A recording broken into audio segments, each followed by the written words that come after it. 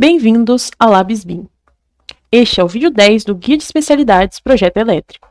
Neste vídeo, nós vamos aprender a fazer a identificação dos condutores e conduítes em planta no Revit. Com o Revit aberto na planta do térreo, nosso primeiro passo será inserir as seções dos condutores nos dispositivos. Para isso, você passa o mouse sobre o dispositivo em questão. Se ele tiver associado a algum outro, como é o caso aqui, do interruptor associado a uma tomada, você vai dar Tab com o mouse aqui em cima, que você consegue selecionar somente um dos dispositivos desse. Tipo aqui, que eu selecionei o interruptor. Aqui nas propriedades, em seção do condutor, eu digito a seção do circuito que esse objeto se encontra. Nesse caso, como é o interruptor, a seção é de 1,5. Da mesma forma, eu vou fazendo para todos os outros interruptores. Se ele estiver sozinho, sem estar associado a algum outro item, é só eu clicar nele, não precisa ficar dando Tab. E eu vou mudando para a seção de 1,5, todos os interruptores. Isso vai ser útil para que essa seção já apareça automaticamente quando a gente for inserir os identificadores. Por isso, eu não estou inserindo nos dispositivos de tomada, né? Como eles são a maioria e todos têm a mesma seção de 2,5, eu vou adotar esse 2,5 como padrão, e aí eu não preciso ficar mostrando essa seção toda hora, né? Para que o desenho fique menos poluído. Aí eu mostro só as diferentes, tipo 1,5 e 4, que a gente tem no nosso projeto. Eu vou fazer isso também para esse ponto de força aqui, da TUI, porque, como eu comentei, ele tem uma seção diferente de 2,5. Aí, ok. Depois de finalizar essa configuração das seções nos interruptores e na TUI, a gente vai vir aqui na barra superior em Anotar, depois vamos vir aqui em Identificador, mas não no comando Identificar por categoria. Aí a gente clica aqui em Identificadores e Símbolos Carregados. Com isso, vai abrir essa caixinha aqui com as tags configuradas para cada categoria. Para facilitar a busca, você pode aplicar uma lista de filtros aqui de elétrica, caso não esteja ativado já esse filtro. E agora, a gente vai poder buscar na lista por dispositivos de iluminação. Clicando aqui no correspondente dele na coluna de identificadores, vai aparecer qual a tag que está configurada para inserir em planta atualmente. Aí a gente pode alterar para alguma dessas opções aqui de fiação tag. O ideal, para economizar trabalho e também tempo, é escolher algum identificador que tenda a aparecer com mais frequência. E aí, os casos particulares, a gente vai mudando de acordo com a necessidade, né? Depois de inserir. Então, nesse caso aqui, como o circuito de iluminação é o circuito monofásico, eu vou colocar um identificador do tipo FN, fase neutro.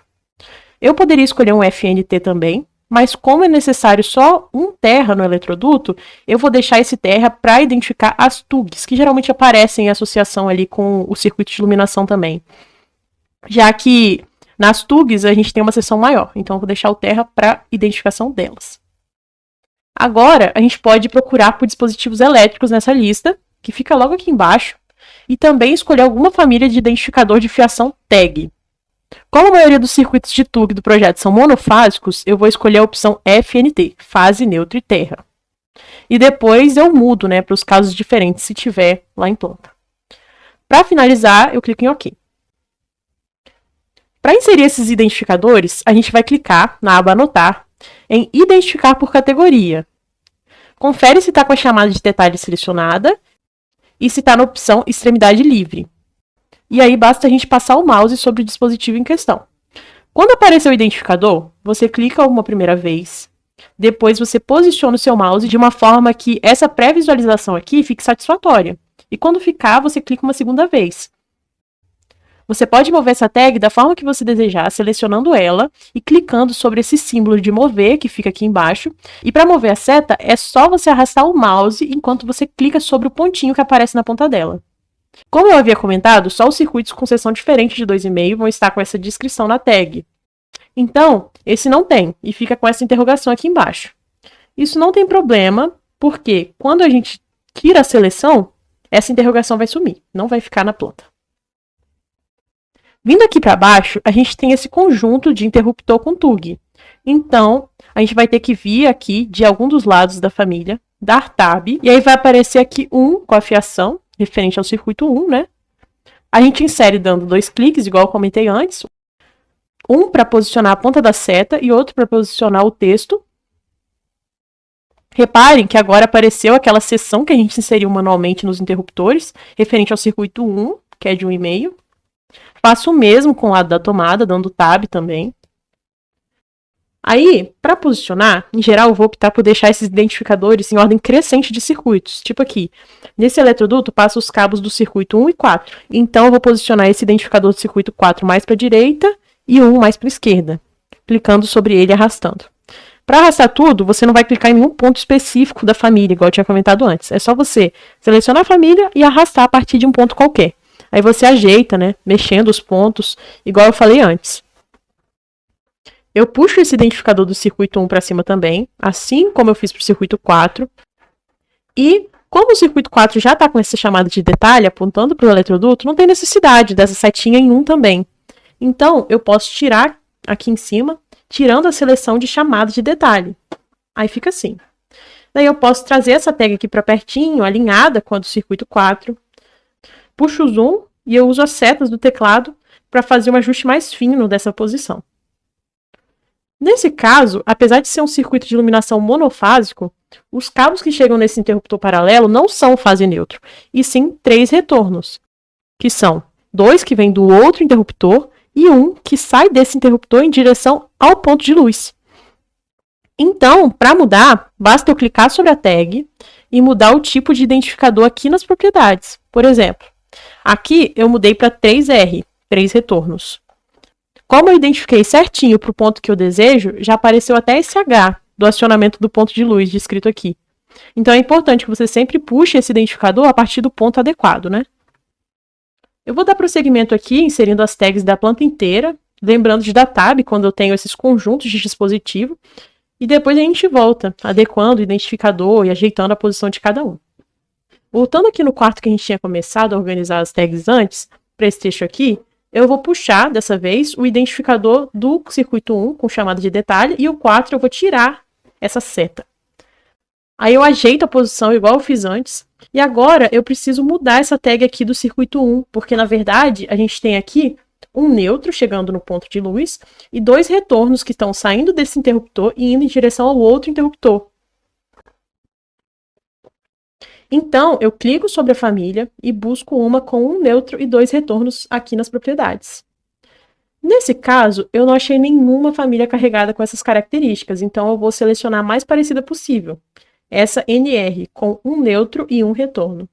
Repara que, de novo, quando eu seleciono alguma família com retorno, que está associada ao dispositivo de acionamento de luz, já aparece a letra correspondente, né? Nesse caso a H, automaticamente. Para adequar a questão do identificador, caso não tenha nenhum carregado, igual ao meu caso, você tem 3 saídas. Ou você usa a linha de detalhe e desenha na mesma proporção a representação do retorno aqui do lado. Como vocês podem perceber, não tem nenhuma linha que fique igualzinha a essa, mas fica bem próxima assim, dá para passar. Ou você cria um identificador novo. Aí para isso, eu vou inserir outra tag aqui na planta, também associada ao interruptor 1H. Daí agora eu venho nas propriedades, em editar tipo, clico em duplicar, nomeio, nesse caso eu nomeei como N mais 2R, aí ok. E agora, aqui em outros, eu vou tirar a seleção desse FN aqui e posso fazer combinações para chegar nesse identificador que eu preciso. Aqui eu vou selecionar o NR, já que não tem nenhuma opção do neutro sozinho, e também o R que está faltando. Clique em OK, que vai aparecer a nova família carregada. Repara que essa família, apesar de corresponder ao necessário no projeto, né, um neutro e 2 retornos, ela está com um padrão bem diferente em relação ao espaço entre os traços, mas ainda assim você consegue usar.